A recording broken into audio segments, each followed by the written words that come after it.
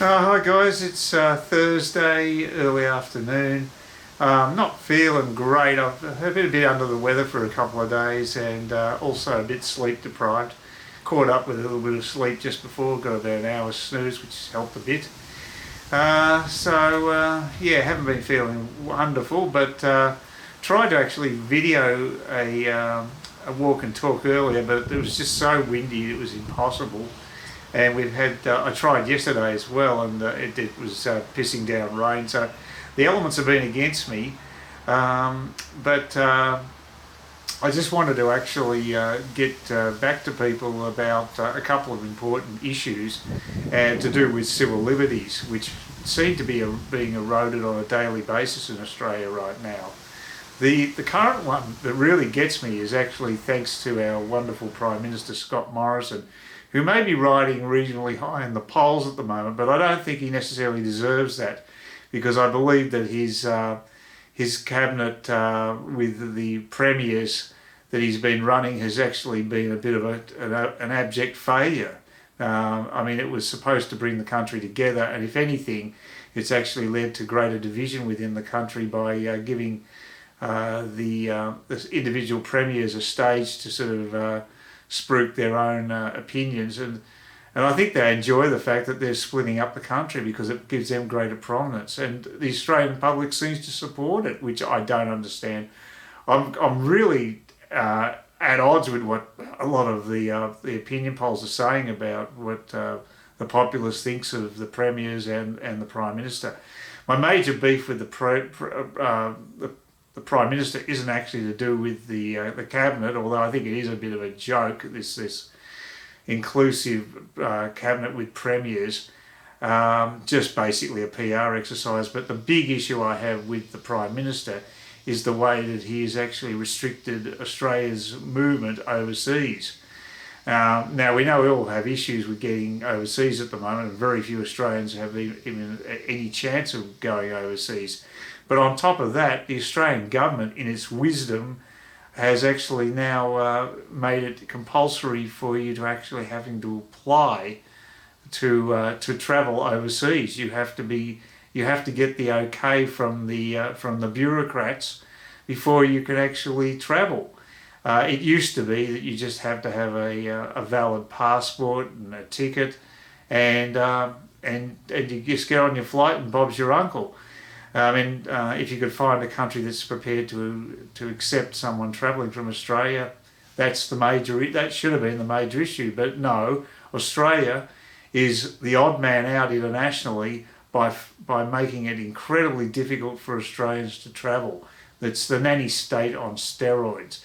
It's not just so bad for people who are wanting to leave Australia, it's also an inconvenience for people who are overseas and stuck overseas in dodgy circumstances. They are finding it difficult to get back to Australia because of this brilliant edict from Scott Morrison. I think it's disgraceful. I think there should be more people complaining about this. There is some coverage in the media, but not much. And I was speaking to my GP yesterday. I had to get some prescriptions off him. He had no idea that was the case, and he was quite surprised. I don't think he actually believed what I said. I said, look, I'm not making this up. I'm not delusional. Australians cannot travel overseas unless they get written permission from the government. A lot of people are being knocked back for those permissions, which in a lot of cases are on compassionate grounds. Relatives dying overseas, for instance. I just don't get it, because even New Zealand doesn't do this to their citizens. In New Zealand, it's normal situation with travel overseas. If you can go to the overseas country, you've got all the normal papers required, in other words the passport, no problem. But here, for some reason, this is becoming a police state on a federal level as well as a state level when we're talking specifically about Victoria. And of course that's the other great confession that's come up recently, is regards Daniel Andrews. He's finally confessed that the curfew that he's put in place, which has just added to the misery of Victorians, was just his brainchild. It had nothing to do with what the chief medical officer was thinking. It was basically, he takes full ownership. Of course, he was trying to avoid that in the past. I think he's just an abysmal premier, and he shouldn't be in public office. But what do I know? Victorians, apparently 70% of them think he's doing a great job with the COVID crisis. I find that absolutely staggering. Mind you, this is a figure that came from Roy Morgan, and they're not the most reliable polling company on earth. And the other one that says that I think it's about 49% support for Daniel Andrews, and that was about a month ago, I think. So I'm assuming it's actually dropped since, because the obsequious press, who usually kowtow to everything Dan Andrews says, are actually starting to turn slightly, which is amazing. They're actually starting to do their job and put the guy under a bit of scrutiny. I mean, he's had a dream run with the press in the past, because they're all lefties and they just love him. Apart from, say, Sky, for instance, is about the only odd man out. And they've been running a campaign against Andrews for some time. But the people who call themselves the press, the mainstream media, have been abysmal when coming to scrutiny of governments such as Andrews. And of course, there's very little information from the mainstream media about this ridiculous overseas ban on travel for Australians. I feel like I'm a prisoner in my own country. I never thought it'd be like this. But the most frightening image I've seen so far isn't those poor elderly women sitting on a park bench in Victoria who were harassed by 5 police and arrested for not giving their name and addresses. I mean, how bloody absurd is that? Talk about dystopian. No, it's not that particular image that worried me the most. It was the surveillance equipment that the Victorian police are putting into open areas to keep the citizenship under control.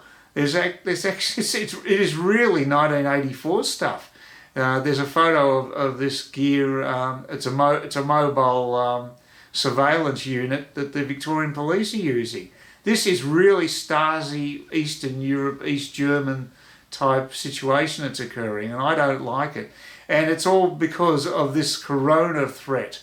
And I mean, it's more virulent than the flu outbreak, but it's not so bad that people's lives have to be disrupted on this level. It's ridiculous. Countries such as Sweden are taking a much more rational and mature approach to this than we are in Australia. It's just, I don't know what's going on in this country. I mean, I love the fact that we have universal health care. I think that's wonderful to be an Australian to have that. But I'm really a little disappointed with my fellow Australians who are actually supporting the regime such as Daniel Andrews in Victoria. I mean, I just don't know why Australians are so accepting of authority running their lives now. I think it's all tied into this perception of risk. In Australia now, we've become a very risk-free seeking nation. Most people are trying to minimise risk to an absurd degree, in my opinion. Risk is part of life, after all.